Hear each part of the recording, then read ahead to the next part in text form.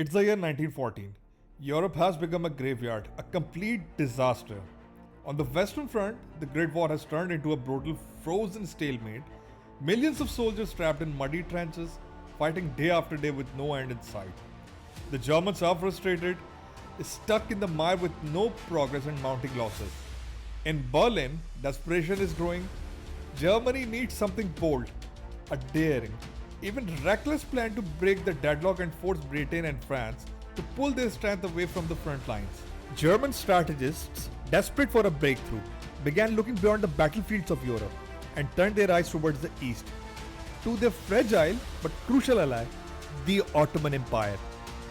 The Ottoman army wasn't the strongest, but its ruler Sultan Mehmed V possessed something far more powerful than weapons: the title of Caliph, the spiritual leader of the Muslim world. To the Germans, this was a potential game changer. They realized that faith could achieve what firepower could not. Forget the guns. This was a chance to wage war through belief itself. The plan, which was dubbed as Islam politic or the revolutionizing of the Orient, was terrifying in its simplicity. If the Caliph could be persuaded to declare a holy war, a jihad, then Muslims across the empires of Britain, France, and Russia might feel religiously compelled to rise up against their colonial rulers. Germany's hope was that belief, rather than bullets, could tear open the empires and redraw the map of the war. Imagine an Islamic uprising before the war coming from subcontinent.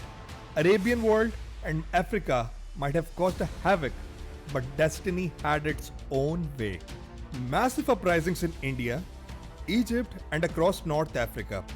The Caucasus in flames, millions rising in rebellion against their colonial rulers. The Allies would have no choice but to pull troops, weapons, and resources away from Europe just to contain the unrest.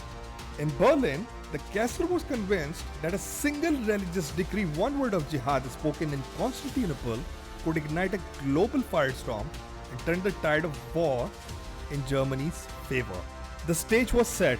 In Berlin, the plan was ready, but in Constantinople, the pressure was relentless. German officials pushed Sultan Mehmed V, the Caliph, to sign the decree that would call the world's Muslims to the holy war. But beneath the strategy lay a dangerous question. Could a political scheme conceived in Berlin truly convince millions that this was a divine command from God?